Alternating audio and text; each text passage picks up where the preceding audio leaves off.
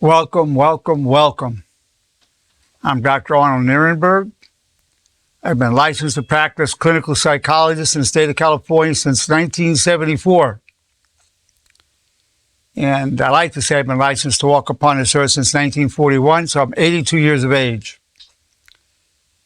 I've been in practice in California for over 47 years. It's my pleasure and my privilege to have this opportunity to bring to you insights, lessons, and inspirations of a lifetime, with my intention to uplift you and your loved ones for the rest of your lives, for there be message from this presentation and my others to really impact you mentally, emotionally, spiritually, in every way.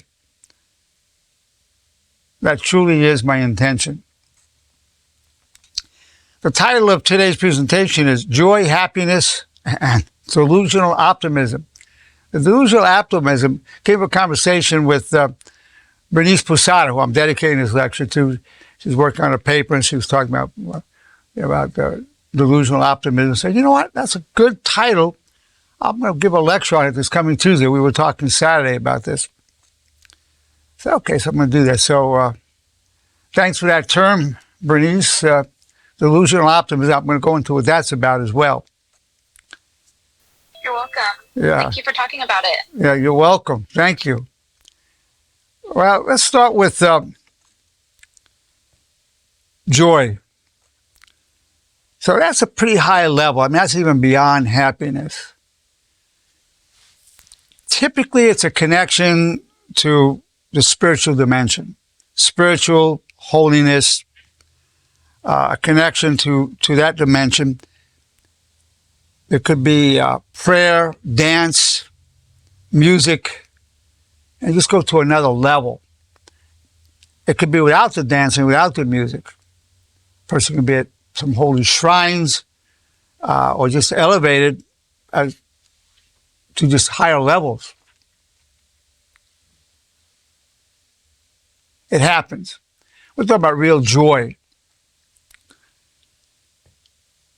Now, happiness typically involves a meaningful connection to another person, typically. And there are certain factors in life that will help, that are conducive to promoting that, and certain ones that are detractors.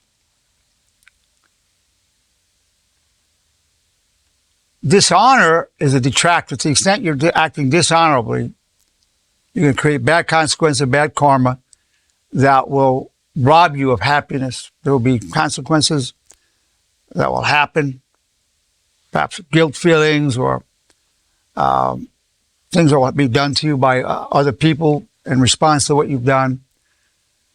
So the goal there is to keep our thoughts, words, and actions honorable, to keep them in an honorable way. So we have the teachings of honor that we'll go into, and all my lectures, I have those teachings in there to promote being honorable in thought, word, and action. Some of the factors that will really increase your happiness, one of the big ones is gratitude.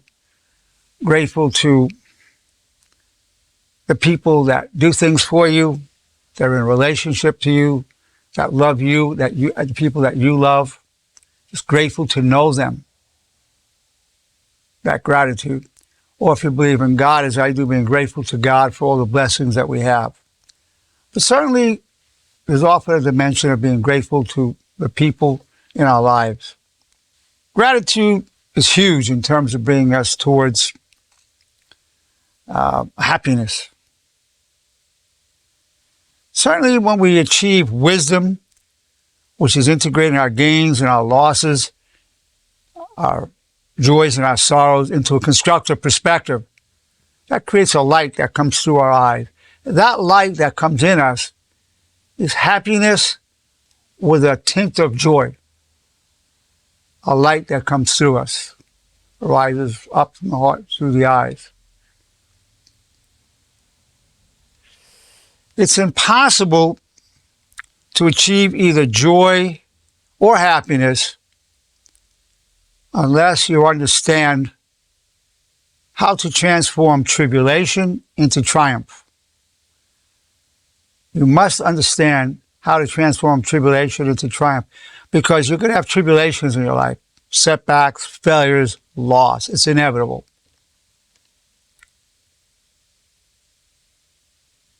And it'll make a person depressed, anxious, which are tremendous detractors. So I'm going to tell you how to transform tribulation into triumph. It's something that I've learned from the Spirit, been inspired in me. I've helped many, many people with it. I've helped myself, first of all, because I do walk this path myself. In fact, on my business card, I say my specialty is transforming tribulation into triumph.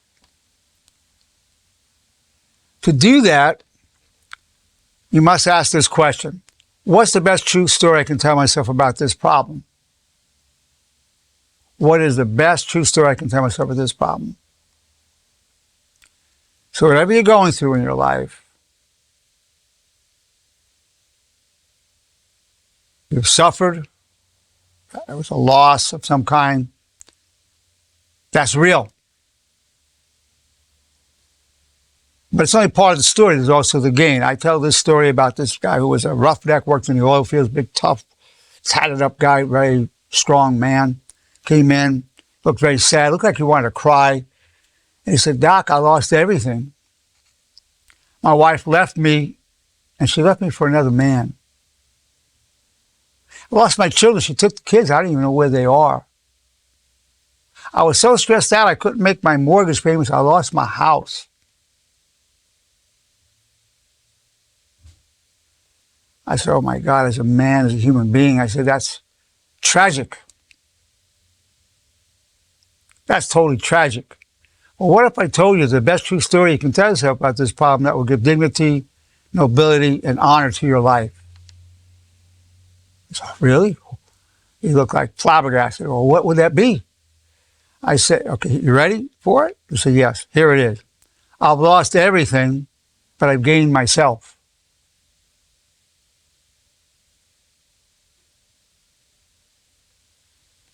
He looked at me, his face was from this very sad look. He just kind of lit up. He said, "Yeah, I have gained myself. Oh, I have." You look happy. I've gained myself. When at the end of the session, he was floating out of my room. He was definitely happy. Borderline joyful. Still didn't have his wife, his kids, or his house. In fact, when he was leaving, he said to my secretary, "I've lost everything, but I've gained myself." I could go on for so many stories like that. What's the best true story I can tell myself about this problem?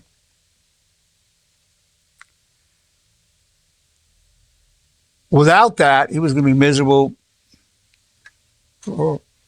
It's a really tragic story. Now,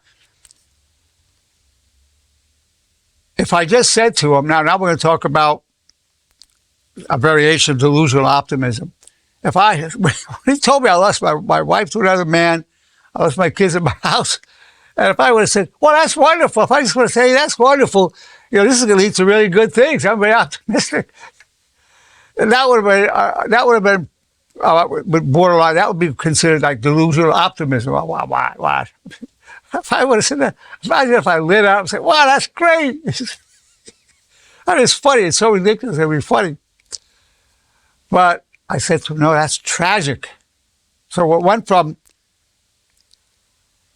a delusional optimism to a realistic optimism about right now and about his future. I affirmed the loss. That would be realistic. That's a terrible loss. There's no way around it. That's awful. Any normal person would be deeply disturbed, depressed. It's a tragedy. So acknowledging that, and that loss will continue, but you found yourself. That's the gain. That's the rest of the story.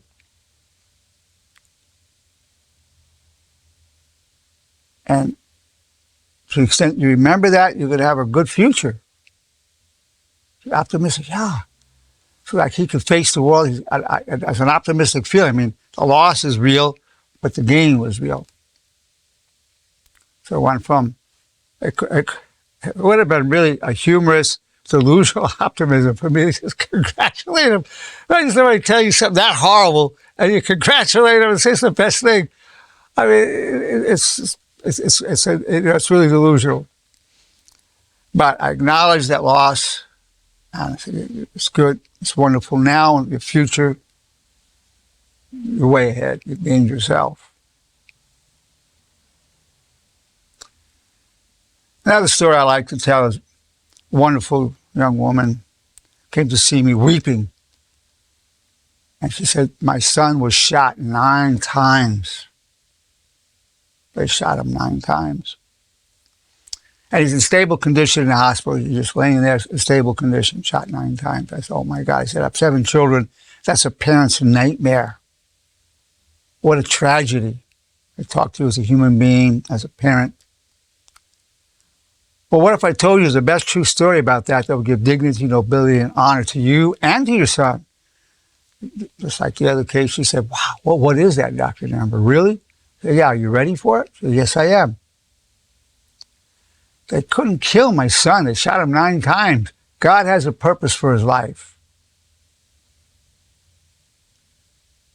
The tears dried up. I saw the tears stopping. I saw her eyes light up. Yeah, God does have a purpose for his life. Wow, she was happy. Yeah, God has a purpose for his life. I mean, he was still laying in the hospital, shot 9 times. But the rest of that true story was God has a purpose for him. Imagine getting shot 9 times and he survived it. I saw her a week later. I said, you tell your son what I said? She was still beaming. She said, yeah, I did tell my son. He smiled. He laughed. Happy to hear that. Hey, by the way, he did turn to God very strongly in his life after that. So again, it was transforming tribulation into triumph. Now, there's 4 commandments of honor. One of them I call the warrior's commandment of honor. I'm grateful for the power I gained from hardship. So the one I just told you was the best true story about this problem. I call it a derivative of the warrior's commandment of honor. Another derivative is I intend to come back much stronger than ever. So you're going through some problem in your life. Perhaps you're ill, or perhaps a loved one is ill. It's very happy to be happy or joyful when you're ill or loved one's really ill. But to deal with it in an optimistic way, I intend to come back much stronger than ever. And if you believe in God as I do, I will go God willing. Otherwise, just leave it. I intend to come back much stronger than ever. I'm starting to move into the realm of transforming tribulation into triumph. Another derivative is, I'm going to use particular belief in God, but people don't believe in God can change the wording on this. God, I'm extremely grateful for the magnificent, wonderful gift of trials and tribulations that bring me closer to you.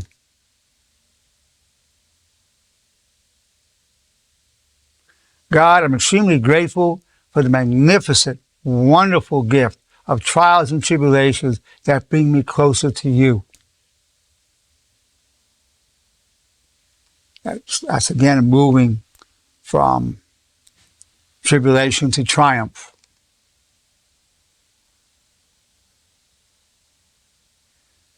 So the goal here, you must know, to achieve more happiness and more joy, you must be able to transform tribulation into triumph. Otherwise, the detractors of these losses and setbacks and failures will destroy you. You'll feel destroyed. And it will rob you of your happiness. It is what it is, a loss, a setback, a failure. But you have to look at the gain. So we're not just being Pollyannish, delusionally optimistic. We're being realistically optimistic because we know good will come from the bad. All things work for good for those who seek the good. You'll find the good there. All loss, you'll find gain. Always. Always.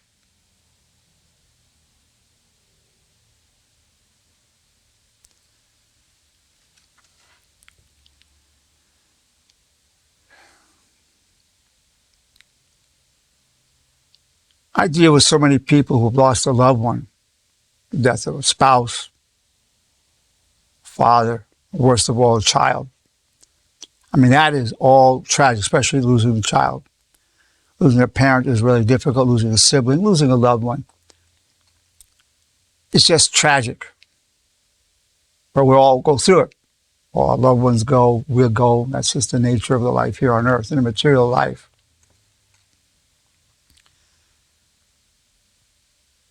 Here's the game, even in that. I have a video, a presentation I made called The Best True Story About Death. What I tell people is, you know what? You've lost this person on earth. And that's tragic, I understand that. But I know for a fact that emotionally and spiritually you have that person within you more than ever. You've gained the reality of that person more than ever. You're thinking about that person more.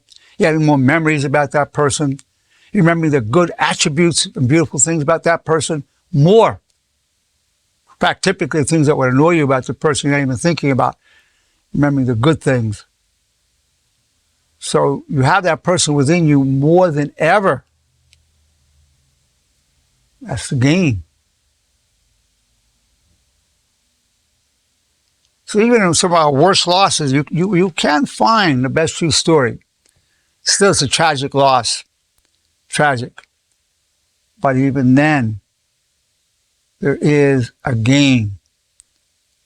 There is a best true story because you will have that person more than when they even walked upon this earth. That's a fact.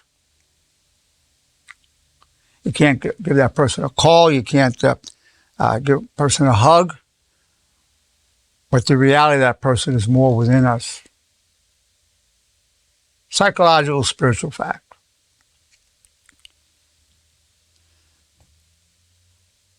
So you must be able to tell you the best true story about this problem. Now, if you're in a relationship, you're married or engaged, or boyfriend, girlfriend, if the relationship is in conflict and you're fighting about things, you're not going to be able to be happy. You will not be happy. Anybody who's having a problem with his wife or a wife with their husband, you will not be able to be happy. You certainly won't be able to be joyful when that's going on. I don't care how advanced we are. We were going to be unhappy at best. You know, we would be able to be functional at best, but you're not going to be happy. I'll tell you the secret here is love. Whatever it is that's triggering you about that person, if you truly love that person, I mean truly, you'll be able to tell yourself, I love you, I appreciate you, I adore you, I cherish you, I'll do anything for you, I'm totally committed to you, I'll be loyal to you. Next to God, you're my first priority always. You'll be able to tell yourself these kinds of things. And when you tell yourself that, what are you doing? You're saying that whatever issue we're having, it doesn't even come close to how much I love you. My love is more important to me than this issue. So as you enter that realm of love and telling yourself words are important, you're telling yourself that. You may or may not communicate that directly at that point, or you might tell the person, I love you during that time. That love will open possibilities of happiness while this is going on. Because when you're angry at the other person, resentful, annoyed, you cannot be happy. That will rob you. Your own anger, your own resentment will rob you of your happiness, will rob you of your health. The power of love is a key gateway to happiness and to joy. Love. Absolutely. So we know gratitude, wisdom, love. Now, just to put it in perspective, anxiety, depression, conflict, as well as happiness and joy, it's all fleeting. It's fleeting. Only honor is forever. So repeating the commandments of honor, the bridge, I'm going over what each of these are, the laws of honor. Keep that. You can hold on to that. You can deal honorably with whatever happens. In your thoughts, in your words, and your actions.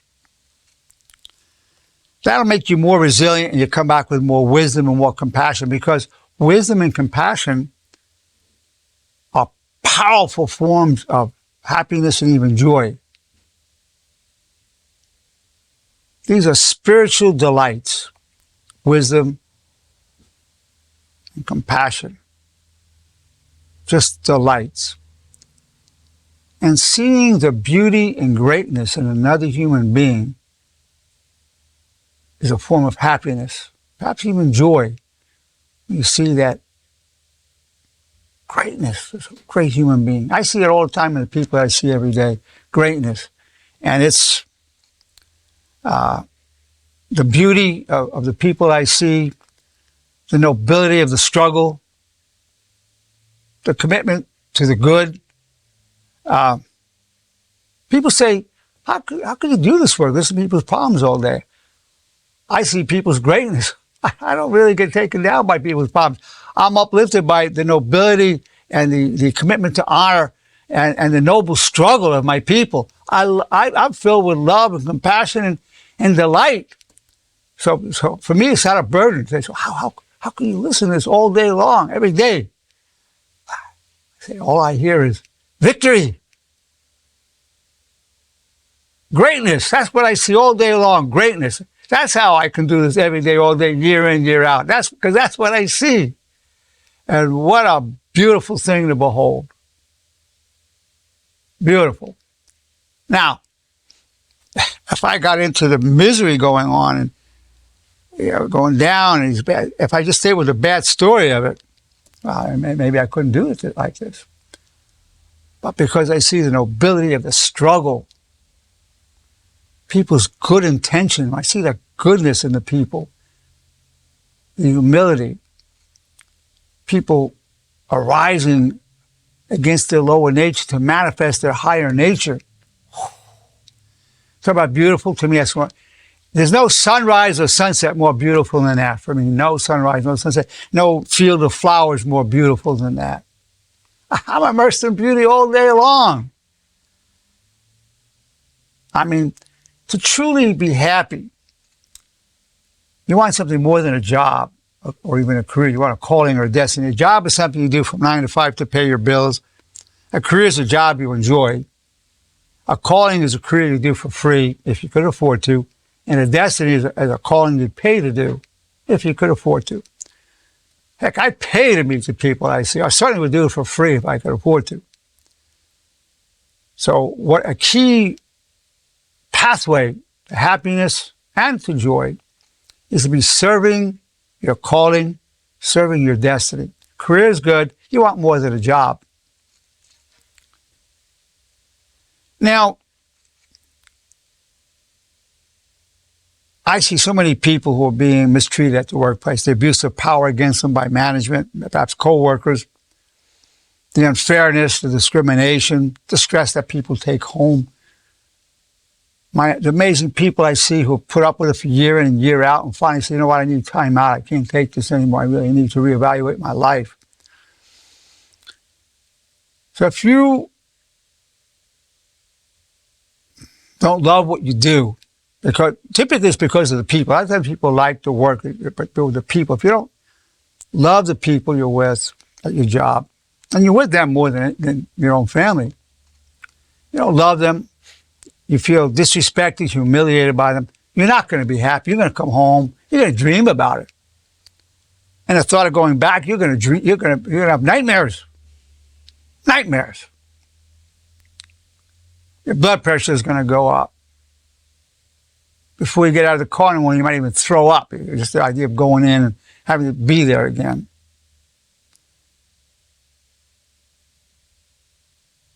We all need to make a living, but now society, we have disability programs where people get some time out, reevaluate, maybe they want to do something else, go somewhere else.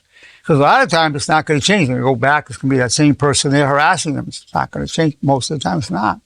So we either bring a new attitude with us or get another position, or in the same company or a different company. So workplace harassment, if you have a job that you don't like because of management or the overload of work, you're not going to be happy. You want to be, you see, for me, somebody could say, I'm overworked. I'm 82 years old. I'm going day and night. I'm happy because I'm serving my calling and my destiny. That'll take you far. You want to be serving your calling, your destiny, something you like so much that you would do it for free or even pay to do it if you could afford to. That's what you want. And that's what I want for you.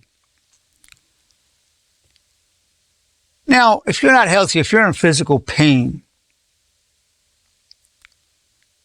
hurting, you're nauseous, migraine headaches, your back is hurting, stressed out about it on top of it, it's going to be hard to be happy. It's going to be hard to be joyous. You certainly want to take good care of your health. You want to know what does it take to keep your health. One of the good thoughts, that'll help your health. Negative thoughts will damage your health. But it's natural to have negative thoughts. 80% of people's thoughts are negative. 95% of those are recurrent ones. It's natural. We need those thoughts to watch for survival, to be cautious. But the system of honor that I teach with the commandments of honor, the bridge, the supremacy of honor code, the laws of honor, I have so many videos on that. That's training your own mind to go into more constructive perspective, or more positivity. And you're balancing. You never fight the negative. You're balancing it with constructive, honorable thoughts. You get a thought you just want to slap somebody or tell them off. You balance it with a thought, I wish you well. I wish you well. I really do, my brother. Whatever. If you want to elaborate, expand it, that's good. But the bottom is, I wish you well. If you can't wish the person well, you go, I want to wish you well. But the negative thoughts are more powerful than that positive, honorable thought. But you're balancing. You can't help the negative thoughts. That's not your fault. You didn't choose it. But you are choosing to balance it with a constructive, positive, honorable thought. And that's what you're responsible for. You're not responsible for all that negativity. You don't want to fight with it. Just let it be. Don't even feel guilty about it. Just let it be and just go to your honorable, constructive, positive thought. You want to take care of your health. You definitely want to be on vitamin D. Again, I'm not a MD. I'm a psychologist, so anything I tell you about physical dimensions of health, I legally have to tell you, talk to your doctors about it. You want to take at least 5,000 units a day of vitamin D. You want to have some vitamin K with that to help you absorb it correctly.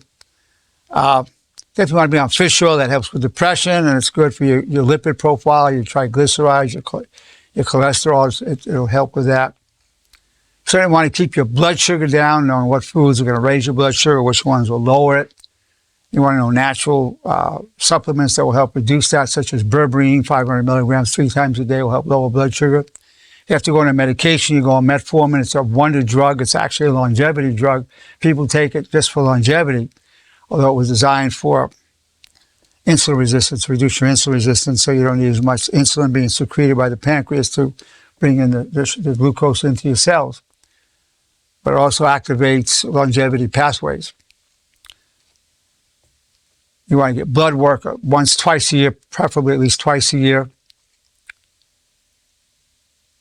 And you need to know what natural things you can do to get those parameters into optimal health. You want to know the difference between normal and optimal health. Normal, for example, a blood sugar would be, you want your blood sugar to be under 100. That's considered normal. But if it's over 95, which is normal, you're more prone to Alzheimer's and an earlier death. You want to optimal be between 75 and 85 fasting glucose level, just for example.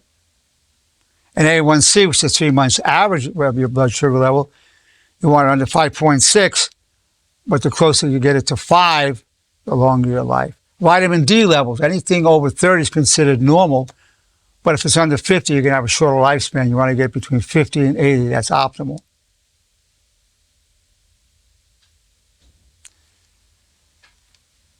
I have many lectures on optimal health. And of course, exercise is key. You need to know how to build up your myofibrils, your sarcoplasm, the energy fluid around the muscles, the myofibrils, the muscle fibers themselves, because your muscles are a longevity organ. They actually are glands that secrete hormones that are part of longevity. Strong legs, for example, is associated with a longer life. One factor that people die from as they get older, become fragile, they fall, they break hips, and they break bones, and that's often the beginning of the end. Strong legs helps prevent that. Strong legs, very associated with a longer life, a good grip also. And when you do weight-bearing exercise, you're not only building muscle, you're strengthening your bones, which can become very fragile and brittle as you get older. But that weight-bearing exercise will be good for your bone health as well. I don't want to go into too much about your health, but you want to keep good health, because when your health goes,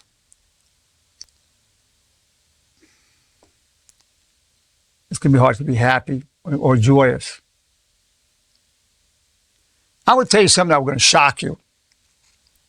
It's going to shock you. Death is a lifestyle. Death is a lifestyle. Look at what you eat and what you think. A lot of that's killing you. It starts to killing you, and a lot of stuff you go in the supermarket and get. If you just look at what people put in their shopping carts, it's toxic. Twinkies, a lot of alcohol, beer, a lot of pastas. You don't see enough vegetables going in there. Bacon, pork. People who smoke know it could be killing them, but they still smoke. Death is a lifestyle. Everybody I know who died prematurely due to lifestyle. Everybody. I almost died of a massive coronary when I was 61. I did it to myself. I was just eating these to get big and big so I can set bench press world records. I almost killed myself. Did it to myself. Death is a lifestyle. But you can choose life. Now, let me tell you about choosing life. It doesn't matter if somebody said, you want to live or die. They say, oh, I want to live. But what people say is secondary to what they do. If you see them still drinking too much alcohol, smoking, eating the wrong foods, they don't want to live. They want to enjoy themselves momentarily. They want to enjoy themselves momentarily. That's what they want. Don't be fooled by what anybody says. Don't even be fooled by what you say. Look at what you're doing, what you're thinking. Because your thoughts and your foods can give you life, and they can give you death. And you know that. I mean, I'm telling you things you know. This is not new for you. You know it. I remember a situation with this guy. We were talking, we were outdoor at a cafe, a restaurant. He told me he had diabetes. His blood sugar go up to 300, which is really toxic. We talked. He had 5 kids, 4 or 5 kids at the table with him. I see him order pancakes, which turns into glucose, raises the blood sugar. And then he soaks it in syrup. I'm looking at him. I said, hey, bro, I don't want to interfere with your life, but you just told me you had diabetes? He says, yeah, but I just can't help myself. I just can't resist it. So, put more syrup. Later, his son came and hugged me and said, thanks for trying to help my dad. But he knew it was killing him. But if you ask that guy, do you want to live? He would say, yeah. But not really. He wanted to enjoy himself. Enjoyment was more momentary enjoyment. Now you can get to where you enjoy healthy foods. It takes a while. When I made the transition, it took me about 2 weeks. And right then I started looking forward to eating blueberries. Can I have some blueberries? I think I'm going to have some Ezekiel toast with that, some olive oil on it. I was really looking forward to it. But we're eating steak and potatoes and cake and whatnot. You're not really looking forward to these healthy foods. But once you make that transition, you develop new tastes. Now here's the kicker. There's an attraction to darkness and death and destruction. Yes, there is. And you are attracted. I was a good part of my life. You can be attracted to light and health. You can also attracted to darkness. Let me give you what was a prototype for me. I was a teaching assistant at Barnard College, which was a branch of Columbia University when I was doing my master's work before I did my doctorate at the University of Texas in Austin. And we brought a cage filled with rabbits, and it was smelly, all jammed together, a lot of feces in the cage. It's on the floor, and somehow the door opened. Well, not surprisingly, one by one, they went out. I walked around the room, got out of that prison. Within 5 minutes, they went back in. Voluntarily, all walked back into that smelly, crowded cage. It was home. Being unhappy is home for so many people. Home for you. It was home for me. I lived in darkness when I was younger a lot. It was home. As a matter of fact, if you're not ready for joy and happiness, it could frighten you when you first experience it. It's going to seem alien. It's like it's not you. Who is this?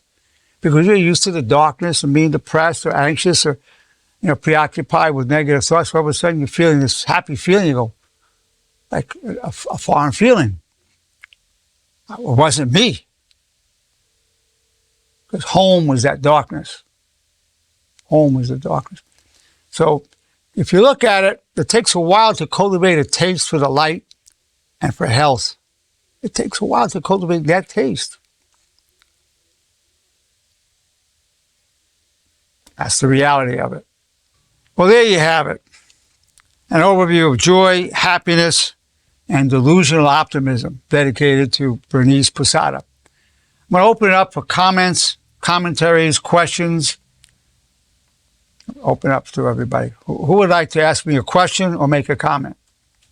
Doctor, a lot of this refers back to we're grateful for the power we gain from hardship, because it all depends on how you look at anything. And as long as you deal with it with honor and sensitivity and understanding, and realize that from all bad, good becomes. Well, it's beautifully said, Jay. It gives us strength to deal with everything. And you're a good example of a person who's walking this path. You always were a decent, good guy. You've even gotten even more powerful. I got better. You even got better. Yeah. I've watched that. Became a better person, yes. I've watched you really work the program and bring it to others. Proud of you. You've done a great job, Jay.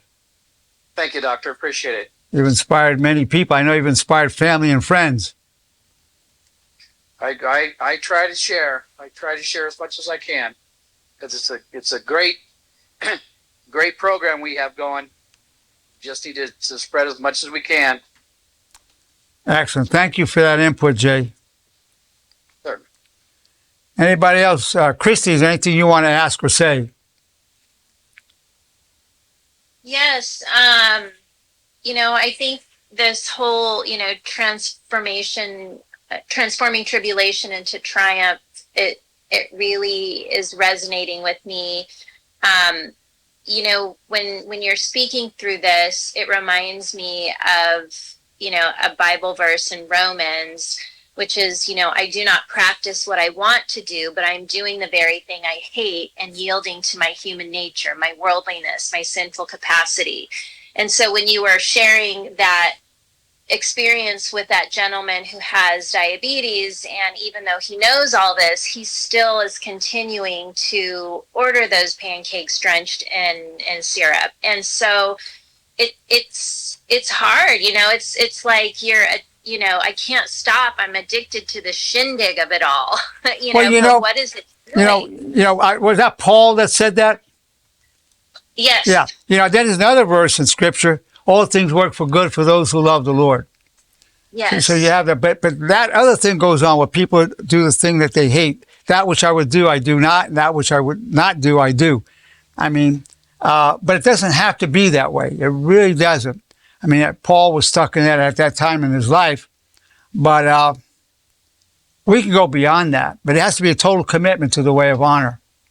Yeah, and I think that, like you said, it has to be a commitment to the way of honor. And so, applying and looking at the laws of honor and listening to them and making them part of your day, it's training your mind to balance the constructive with constructive, honorable thoughts. And so, I consider myself to be somebody of discernment and rational, but yeah, I'm triggered by things that come up. And so, if I'm at odds with a loved one, I think that, there's all sorts of thoughts that can come in my mind. Like you said, 80% of our thoughts are negative, but what I kept doing, was applying what I've been learning through the honor movement, which is just like, how much do I love this person? And just shifting my mind to like not being so frustrated. Well, let me tell you something about that shifting, because firstly, your statement of everything is so profound and you're so articulate. I mean, definitely one of our great leaders in the movement. That love has to be so genuine, so real, and you have to remember it when this is going on. How many times you see people who would love each other, in love with each other, they die for each other, do anything for each other. 2 years later, divorced, they can't stand each other, hate each other, because they weren't able to remember that love when things got difficult. They couldn't remember it. They just got caught up in being triggered, their anger, their resentment, they're feeling hurt and humiliated, they get caught in that. So typically, people are putting their pride before their love. They're putting pride before honor. I tell people, pride is a cold lover. Pride is a cold lover. People put pride before everything, and that's how they destroy their relationships.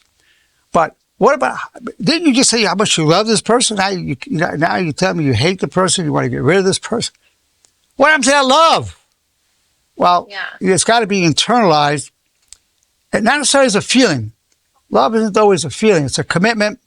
And you repeat, I love you, I adore you, I'm totally committed to you, I cherish you.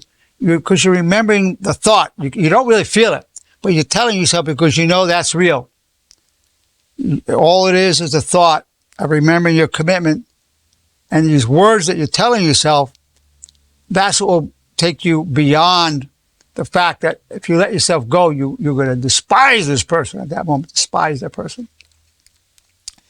This is how you go beyond it. It's doable. I have to tell you, it is doable. And it's real. The love is real. We're not just fooling ourselves. But at the moment when we're upset with the person, the most real thing is, I can't stand this person. That's the most real thing that we're experiencing.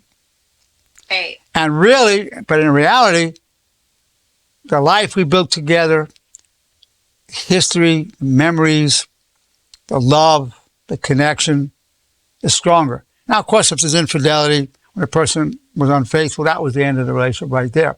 But beyond that, if there is true love, then this is what you want to be saying to yourself. I've given talks on the laws of love, which are part of the laws of love, the laws of honor.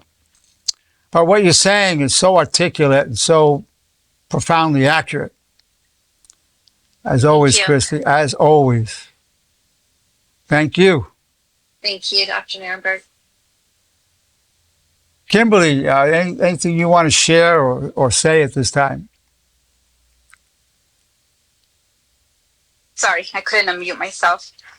I think one thing that I was just thinking right now is how much you were saying how we do it to each other when it comes to like not eating healthy and just, having all these, um, all these things going on with our body, like all these diseases or whatever. And it's just, I was thinking, and I eat so unhealthy, and it's been something that I've been trying to change, especially because I'm anemic. I'm always cold. I'm like, sometimes a hot mess. So I feel like when you were saying all that, it's like, wow, like I really need to change now. Because I feel like I'm never going to change. I don't know. I've been trying for years and years, trying to like find ways Unfortunately, to be Kimberly, healthy. sometimes you have to come close to death to really change. That's unfortunate, but you can either do Yeah, it. no, you're right. Because I feel like I don't feel it. And then I feel like when something does happen, you're like, oh, shoot, it's like a wake up call. Like, okay, like what have I been doing to my body this whole time?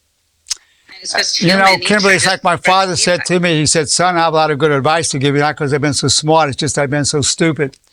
So you can either be stupid like I've been, or even like my father was, may he rest in peace, or you can be smart and do what you know you need to do. Either way, you're going to turn it around. If you survive that heart attack and other things that I've gone through, prostate cancer and labile hypertension and other things, you'll change after that. Hopefully, Kimberly, you don't take it to that level. Hopefully, you're going to be smarter than I've been, but maybe not. We'll see. Time, all your actions will tell. Yeah. No, that's absolutely true. Because I feel like I always make up excuses. Now it's going to school, but I'm like, when I was working, it was the same excuse. I'm always working. I'm always tired. I can't cook. I can't go to get something Listen, healthy. you could be snacking on broccoli, celery sticks, carrots. You could be snacking. You could eat all day long. Almonds, you could be having healthy food.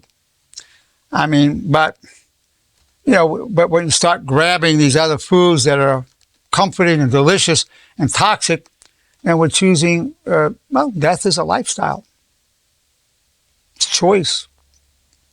I know. I was thinking about when we were talking. You had all your vitamins and everything, and I always think about that too. Like, it's so amazing how you kind of like really, got that down to like, to understand like every single thing and all the components and what you're drinking and what it does to your body and what contradicts what and what works better. It's just kind of like amazing. So I'm like, I feel like I need to start doing that. Just start Well, with the supplements you got to know. I was taking so many, and I would spend $500-$600 a month on them. You got to know when to take them. You got to know when to stop. Lately, I've been sensitized to them, so I had to cut them down. But so is a certain. They can help for a while, then your body after a while doesn't want it. So you got to pay close attention to your body. Yeah, but there's a lot of science behind those supplements. A lot of it. Well, Kimberly, I think you've made a commitment to life. I've seen you're getting a hold of your anger, which destroys a person's cardiovascular system. So I know you're on your way towards life and health. I know that's the direction you're going, and your profession. You'll be a nurse soon, and you're going to do very good things. And the fact that you did some things to destroy yourself, that's going to help you help others. All the destructive things you've done to yourself, as mine has helped me.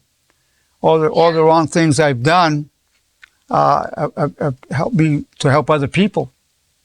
Yeah, that's true. Yeah. That's right. I have to just kind of go down and be like, okay. That way you can tell your patients, look, I made a lot of mistakes. At all. I've eaten those foods. I've had those kind of negative thoughts. I know what it's like. I've done it. I still do it at times. But you know what? I've corrected myself, and I want to recommend to you as your medical professional, you want to go in this direction. But then you're saying to somebody that's been there, a lot of your credibility. I mean, a lot of your credibility is your degree. What adds to your credibility is your life experience and your failures. Talk about your failures. Very, very powerful too. I made these mistakes. I don't want you to make these mistakes. Very good, Kimberly. I'm always so happy when you make it because I know how busy you are with your studies. Yes. Thank you, Doctor. You're welcome. Appreciate it. Bernice, what are your thoughts and feelings about what I've said? I want to say that I really agree with what you're saying about joy and happiness. I think what has helped me so much from you is that you take the time to like see our humanity and you acknowledge our struggles.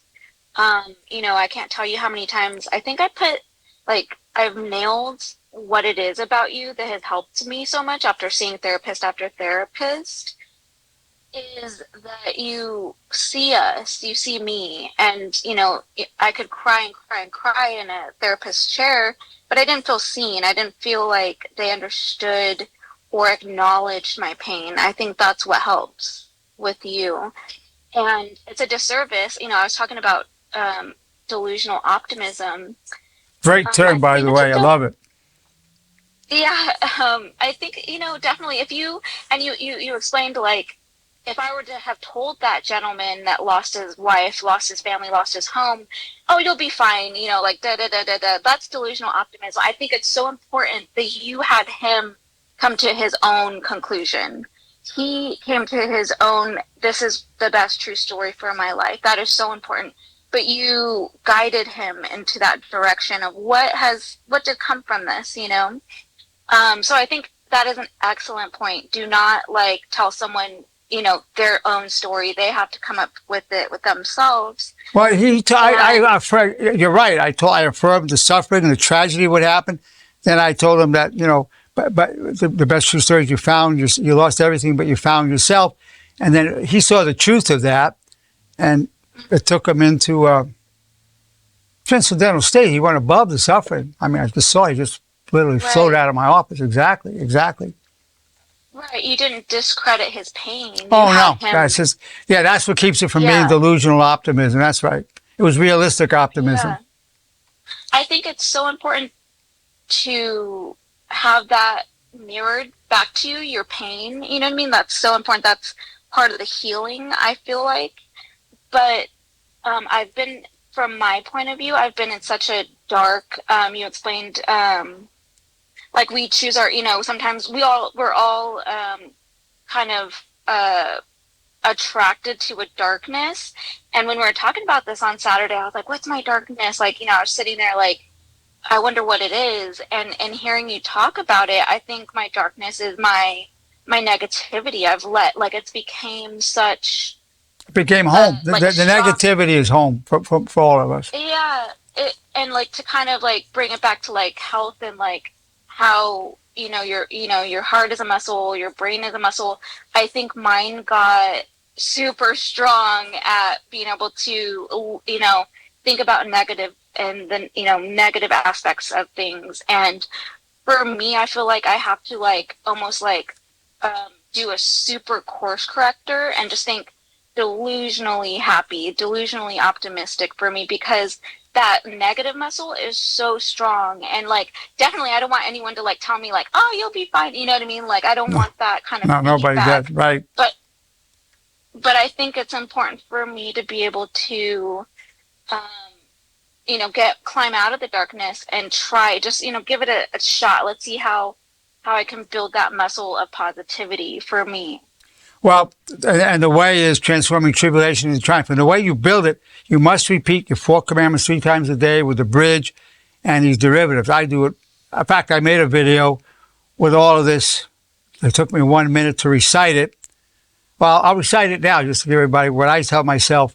My full thing is, God, your wish is my only wish. If you don't believe in God, you use, I seek always to serve my highest values. But for me, God, your wish is my only wish. I wish you well. I take full responsibility for co-creating my reality, my problems. I'm grateful for the power I gain from hardship.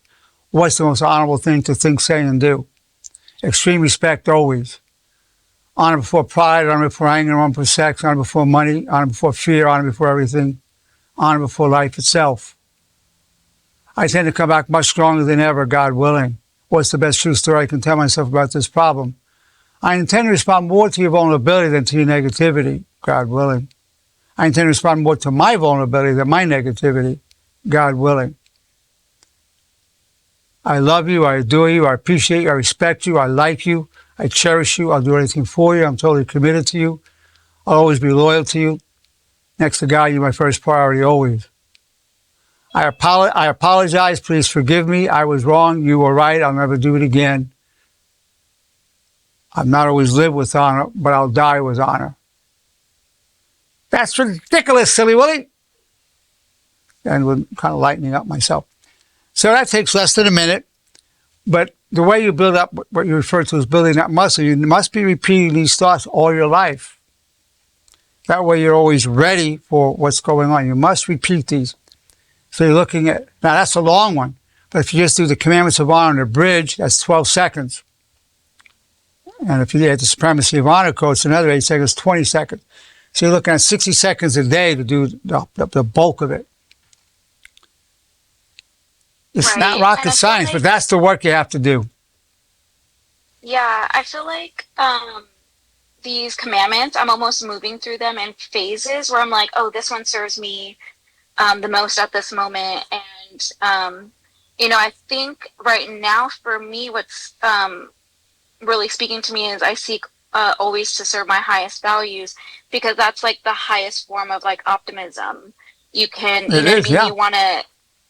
you want to be able to look at these situations as open doors, because I'm meant to serve my highest values. You're going to, whatever comes up in life, it gives you the confidence. Whatever comes up, you're going to deal with it in the most constructive way. You're going to release your potential to optimize your greatness, true greatness. And that's what life's about, manifesting the greatness, having a legacy of honor. That's basically everybody, when I ask their purpose in life, every session with every patient, I say, what is your purpose in life? Every session, without fail. And the two most common ones are family and honor. People say that purpose. Sometimes they'll say health in there, or they'll say livelihood. But everybody will have family and honor as their purpose in life. And basically a legacy of honor. Thank you for that input, Bernice. Very, very wonderful. Again, thank you for the term delusional optimism. Great, great, great, great. Thank you for the conversation. Yes. Well, we had a great meeting on Saturday with the other leaders in the movement. Anybody else have anything you want to ask or say?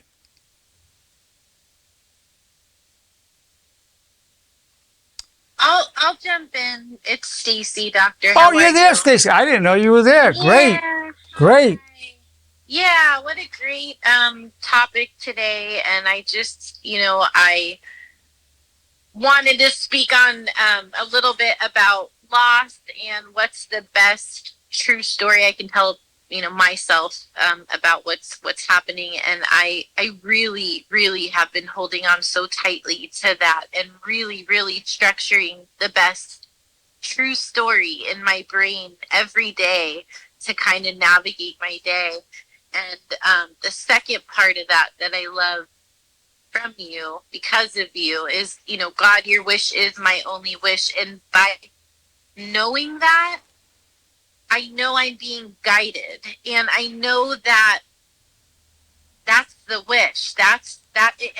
No matter if I'm up or down, if I'm, sinking or swimming, no matter what part of my life I'm in, I'm on the path, because my wish is God's wish, and God's wish is what is my reality today, whether it hurts or not. And I think something that one of my gains so far in this loss, because I am looking for those. Like, I don't want... We're talking about the loss of your dog, right?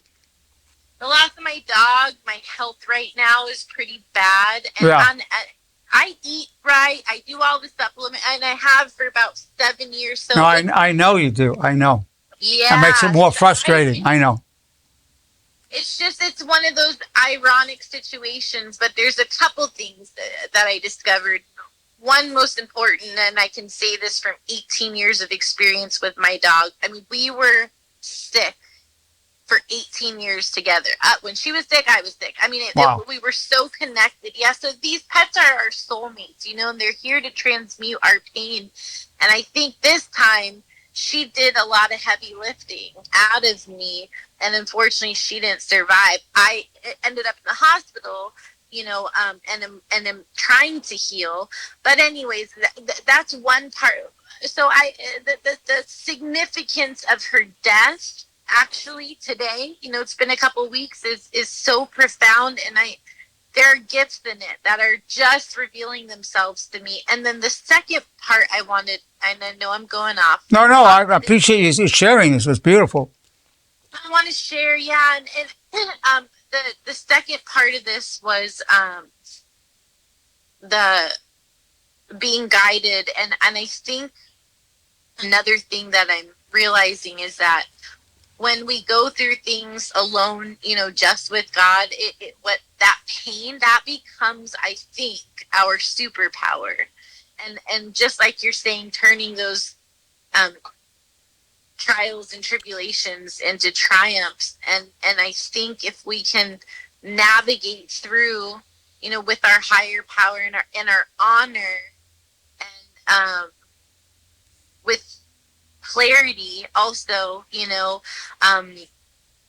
we can find our superpower. And I know I'm going off. I'm sorry, guys. No. I'm with you. I like the word superpower for it, and I think the suffering. At some point, we say enough. I'm tired of this, and then we're more motivated to really seek the way of happiness, of joy, using the knowledge that we have. But you've been following a healthy lifestyle, and still perhaps because of genetics. But imagine if you weren't doing the healthy things you're doing, probably the outcome would be worse. Probably.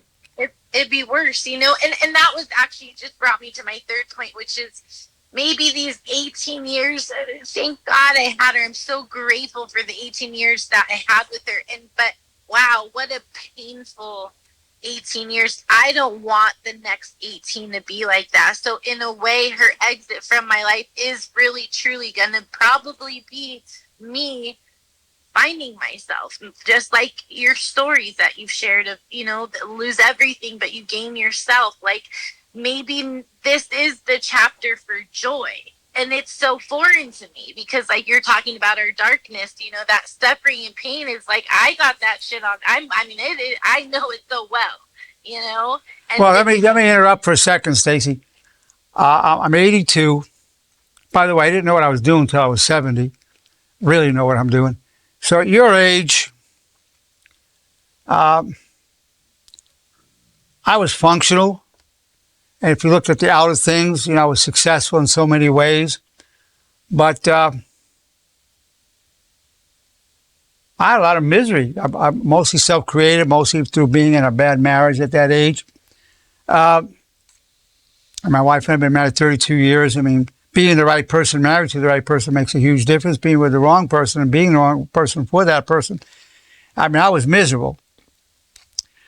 So I know how I fed it. It was very dark.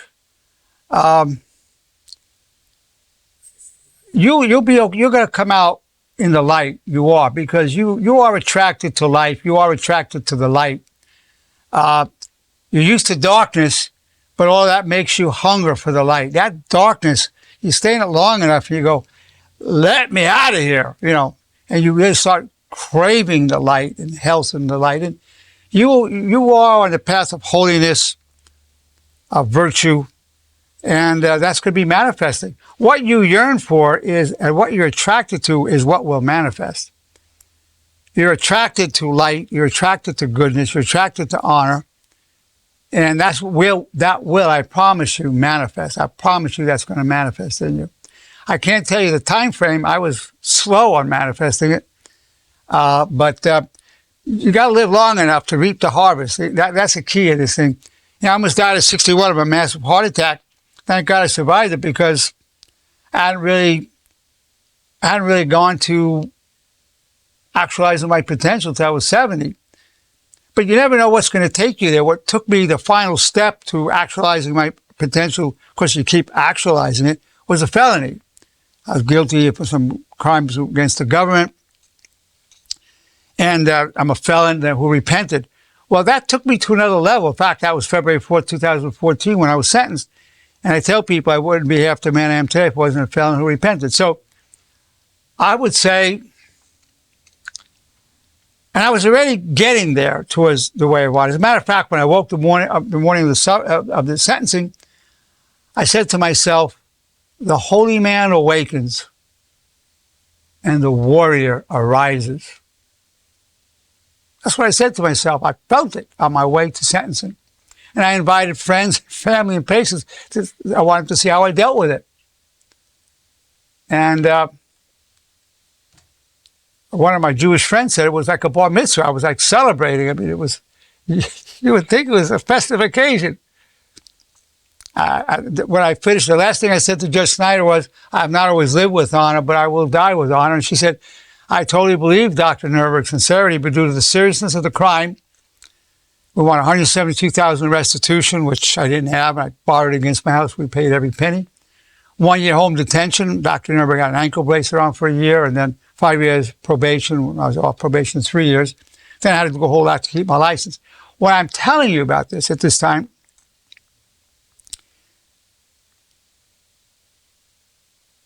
I was 70. This happened. Divorces happened. Failures happened.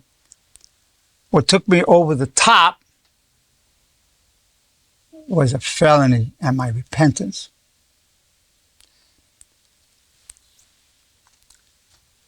I'm telling you this for a reason. You could look at what a terrible thing that one, that you did the crime, which I agree, but on the other hand, the good that came out of it. Who would say that was going to be what took me over the top? You don't know what's going to. It depends. But I was already had power thoughts, so I already had these thoughts about the best true story I can tell myself, and I'm grateful for the power I gained from hardship. I already had that going on. I wasn't calling them the way of honor yet. But that's what it took to take me another level. I believe these terrible things you're going through health-wise, loss of your dog. By the way, Bernice also has stories with our pet. You both at some point meet and commiserate about this. I was going to mention, Stacy, this is me, Bernice. I can totally relate to that experience because it's almost like an ET connection where when she got sick, I immediately felt bad and terrible. It was like we had such a connection that my health went down. And then when she passed away, I hadn't been taking care of myself. So then I got even worse. And it was it was a hard recovery. So I totally feel your pain. And I don't know exactly what you're going through, but, it was really hard because not only are you mentally feeling down, but then physically also. And it's the toughest thing I've ever had to deal with. At some point, the both of you should meet at some point and talk to each other. Yeah, for sure. Definitely. Definitely. My dog was also 18, funny enough. Yeah, so I feel that pain. It's, a companion for 18 years. It's hard. It's so hard. Yeah, we should definitely connect, and thank you for sharing that, and I'm sorry for your loss, and I would love, I love what you always say on these, it resonates a lot. And Doctor, I just want to say with one more thing she said earlier was just you seeing our pain. It's the way you deal with us. I guess I'll speak for myself too, but there's just something about it that makes it so effective and makes being vulnerable and open, and actually getting to do some work with somebody, it's just so effective. So thank you too. You know what? When my patients cry, sometimes they try to hide. They say, I'm so sorry, I'm crying. People apologize. I say, no, let me see your tears. Show me your tears. Let me know you more. Show me your tears. When I see people's vulnerability, to me, it's the most beautiful thing to see the person's vulnerability. Beautiful. Better than a sunrise or sunset, where people show me the inner person. Now, if I was to meet my people at a party, that'd be probably terrible. I can't handle more than 5 minutes of superficial conversation. So here, every day I'm seeing the magnificence of my people. And the tears are part of it. So that's how I can do this all day long, every day. That's the secret of it. I love the people and I love the knowledge. And that's the secret of serving destiny. Well, thank you for sharing that, Stacy. Well, I want to thank everybody for their privilege and the enjoyment. And I'm really happy to present this to you. I mean, this gives me happiness. I've had a long day, seeing people all day long, working. And then at the end of the day, presenting this and having this time with you, this is extremely fulfilling to me. And so when you, one way of achieving happiness, one way is when we fulfill our destiny, or fulfilling our calling in life. That's happiness. Thank you so much for this opportunity. Thank you, Doctor. Be well. Thank you. Good night, everybody. Thank you, Doctor.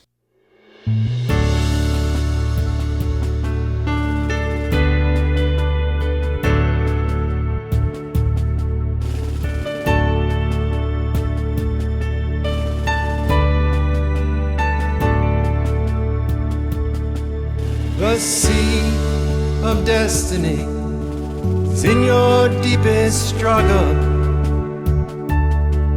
God's will and mine be one, and I wish you well. You are co-creator, respectfully real. There's a way in the valley that turns weakness to steel. We're known through all eternity, from strife we gain power, clothed in grace and love, disciples of honor. All the days of our lives refuse the way of shame. We wish nobody harm, have no one to blame. Your high calling will be done, and pure eyes now glow. In darkness crave the good, like waters from the desert flow.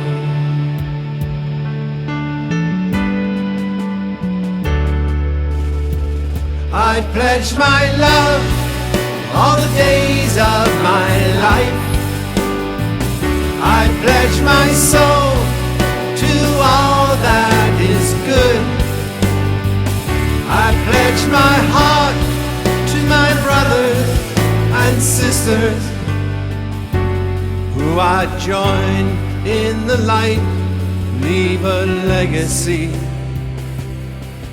of honor.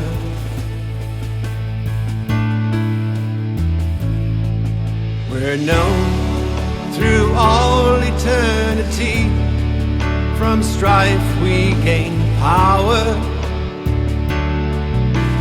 clothed in grace and love, disciples of honor. All the days of our lives refuse the way of shame. We wish nobody harm, have no one to blame. Your high calling will be done, and pure eyes now glow. In darkness crave the good, like waters from the desert flow.